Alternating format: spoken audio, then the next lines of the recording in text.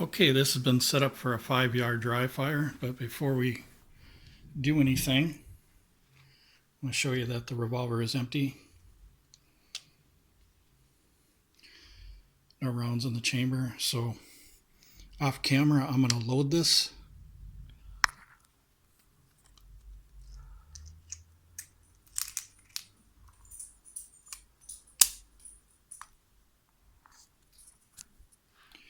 Okay,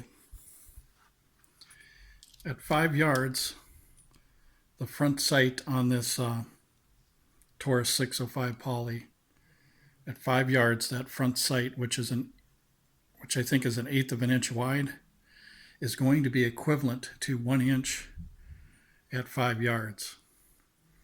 And then what I've got is 2, 3, 4, and then I got a paper plate which is 9 inches. And what you're going to do is you're going to start drawing. If you're a new person, you're going to start drawing on this 9-inch one just to get the basics of lining up that front sight and that rear sight there. Just getting the basics at 5 yards. And then what you're going to do is, when you know that you're proficient and you can see that your sights aren't moving that much, then go to 4, 3, 2, and 1. The reason why I have such a small 1-inch white target there is because what it does is it forces you to line up that sight the right way. And also on your trigger pull, it forces you to be more steady. So when you're pulling, you can see how the gun moved kind of.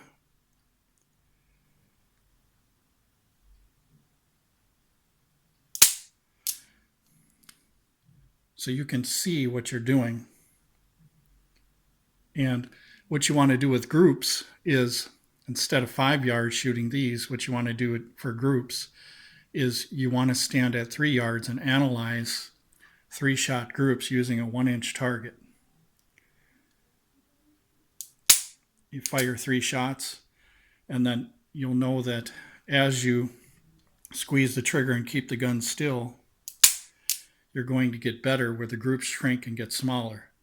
So there is a benefit at dry fire practice and real live fire at 3 yards, so you can analyze each shot where it's going, and then compare your 3-shot groups with one another to see if you're making any progress. Because the first time you shoot a 3-shot group, it's going to be kind of wide, and then as you practice more, it's going to get smaller and smaller and smaller.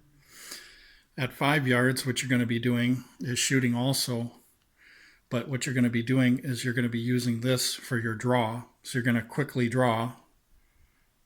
Don't worry about your time.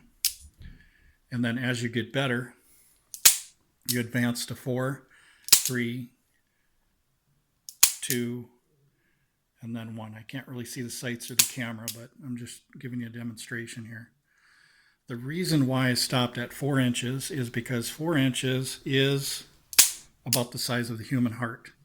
And we know that blood pressure in the human heart, that if there's any loss, that's the best place to stop an attacker or incapacitate them, because once they lose the blood pressure, then their attack, even though they still might be able to, the blood pressure loss is much faster in the heart area.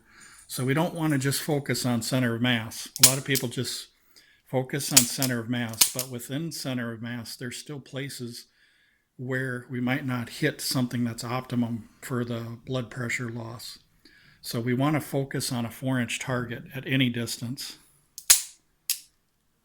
So this is what's nice about dry fire indoors with a revolver. You can keep pulling the trigger with snap caps. You don't have to reset anything. You can just do this literally all day long. And my videos where I show you about the grip and stuff like that, that's important. And then also making sure you do your draws. And then also making sure that you do your reloads with your SKS reloaders or whatever you have, or Safari or speed strips, that you practice a little bit. So if I have a 5-shot revolver, what I'm going to do is I'm going to give myself some cover over here in this area. I'm going to have a board like this for cover that's much taller. or a bed sheet like I use on a clothing rack that I use for cover. And what you're going to do with the 5-shot revolver is, let's say that these three are your targets right here. What you're going to do is you're going to peer out of cover, take a quick shot, and or 2 shots, and assume that that's a kill. Then you want to peer further out of cover, get the other one, and then get back and retreat to your cover. And you'll have that 1 round left over in case this person comes around the corner. But usually in defense situations, 3 people, they're all going to scatter and run. So it's not like people say where you're automatically doomed with a revolver where all 3 of these are going to come at you at the same time. That's usually not the case in most defense situations. So if I'm using cover, my main objective is to peer out of cover just enough so that I can see that one enemy and take them out. And if the other 2 run, then that's okay. That's a success. So it's different with citizens than law enforcement, because law enforcement, what you would have to do is you'd have to go find these other 2 suspects, whereas a citizen, all I have to do is stay here, take cover, and protect myself and those I'm responsible for. I don't have to get involved with these 2 guys, and that's one of the reasons why a revolver works good in a defense situation. But that's not to say you shouldn't practice your reloads and your speed strips and stuff like that. You should be practicing 3 times a week with that. And even though I don't, I would recommend that you guys stay committed and do that. So, but anyway, thank you very much for watching.